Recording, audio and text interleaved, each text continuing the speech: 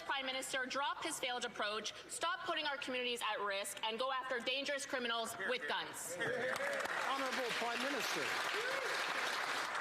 Mr. Speaker, on this side of the House, over the past 7 years, we've continually moved forward on strengthening gun control in this country. And that's exactly what we announced yesterday, making it no longer legal, as of the passage of that legislation, to buy, sell, import, or transfer handguns in Canada. Firearms fallout. Yesterday, the federal government unveiled their new gun control legislation. It's called Bill C-21.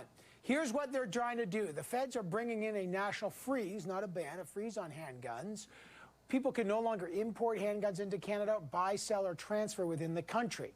They're removing firearms licenses from those involved in acts of domestic violence or criminal harassment, including stalking. They're increasing criminal penalties for gun smuggling and trafficking. And they're introducing a promised red flag law to enable courts to require individuals considered a danger to themselves or to others to surrender their firearms. What wasn't in the new bill? Details on the government's previously announced mandatory assault-style gun buyback program. How much? When is it going to happen? They say it should be up and running by the end of the year, but why no details? So will this actually do anything to curb gun violence in Canada? Or to the federal government, are they targeting the wrong group? Legal gun owners instead of gun smugglers, and where the guns are actually coming from. The press gallery is going to talk about that. Joyce Napier, our CTV National News Ottawa Bureau Chief, is here. So is Bob Fife, the Globe and Mail's Ottawa Bureau Chief. And our special guest is Raquel Dancho, the Conservative Public Safety Critic. Great to see everyone. Ms. Dancho, great to have you back. What do you make of this sweep, the national handgun freeze? The Liberals say they have support of mayors in Toronto, Montreal, Vancouver. What's your concern about their plan?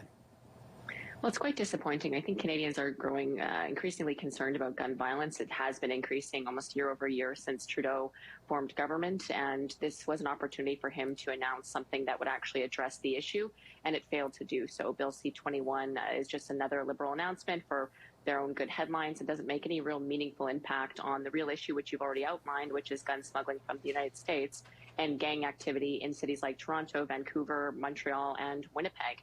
So we were really looking for an opportunity to see some real investment in police resources, in border security, and in community groups that help divert youth from entering a life of gangs. And they failed to do that yesterday. They did have some.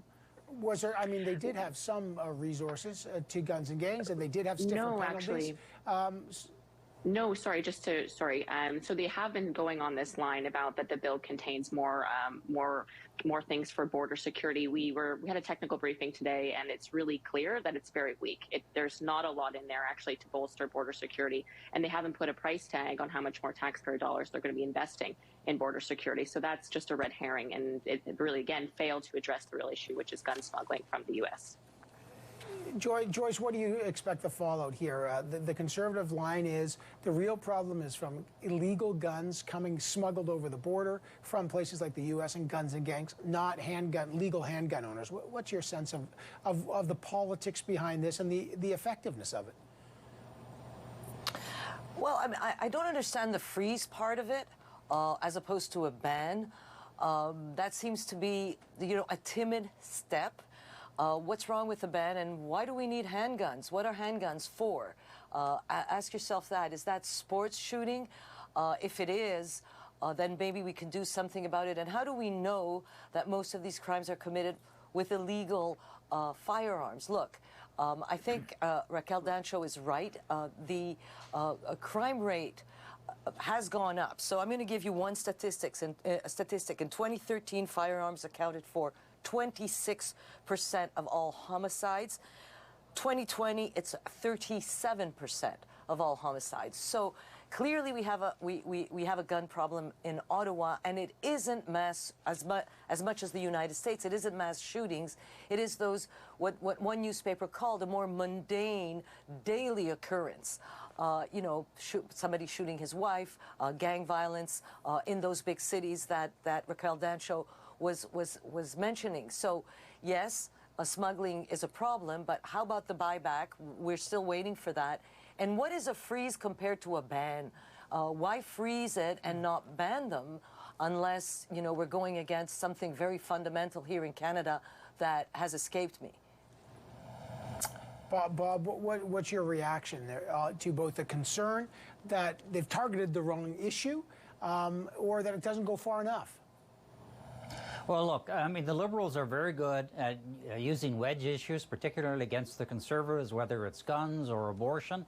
And this gun legislation came out right after that terrible Texas school shooting. So they were trying to get some political mileage out of this.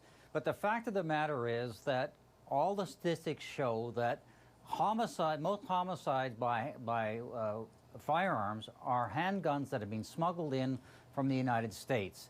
And the Conservatives are right to say that there needs to be far more money and resources put on the border and far more effort provided to the police to be able to stop this kind of gun smuggling. Often it's Canadian drugs going to the United States and handguns coming up Canada. At the same time, I agree with Joyce is that, look, if you're, what's the freeze? I mean, if you're serious about this, there are, ban handguns. I mean, why do we need handguns? I think there are something like 1 million handguns in Canada.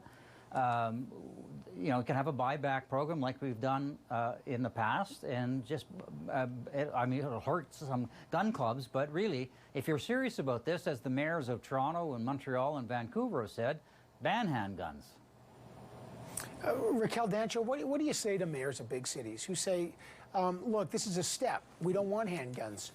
We do like a mandatory gun buyback program. The Conservatives don't support that. What do you say to mayors of big cities who have a big problem and they believe this is not the only solution? You're 100% right. There's gun smuggles, there's gang violence, but they believe this is one solution. What do you say to them? Well, in the cities, if you consult the police forces that are on the ground every day facing this gun violence, keeping our communities safe, they have reaffirmed time after time across our major cities and our major urban areas that these guns are smuggled in from the U.S. They're being used by gangs and criminals. And I agree with Bob, it's tightly related to the drug traffic as well, the drug trafficking trade, which has been increasing. And actually, to Joyce's point, there is some data on how many guns are used in crimes in Toronto, for example, that are smuggled in. It's over 80% of the handguns used in Toronto gang crimes, or gun crimes, pardon me, are smuggled in from the U.S. And again, police associations have affirmed this. Police will tell you anytime you speak with them that bans will not work because criminals already own guns and operate using them illegally. So that's what's quite frustrating about this. Go ahead. Does the Conservative Party support red flag laws? Does it support the ability of the government to take someone who's had a domestic abuse, like a stalking or criminal harassment, to take their gun away? Are those elements of this bill something that the Conservatives would support? Certainly, we support red flag laws, and many of them are already in existence. I actually wasn't clear from the technical briefing today how this bill is actually any different from what exists already. We're very supportive of that. We need to ensure domestic violence victims are protected and that any firearms owned by someone who's committing those horrible crimes, that those firearms are removed. But that is the case already. So again, they're sort of taking a victory lap on powers that already exist with police. So there was a number of those sort of type announcements in the remarks yesterday that already exist, but certainly we support these red flag laws for sure.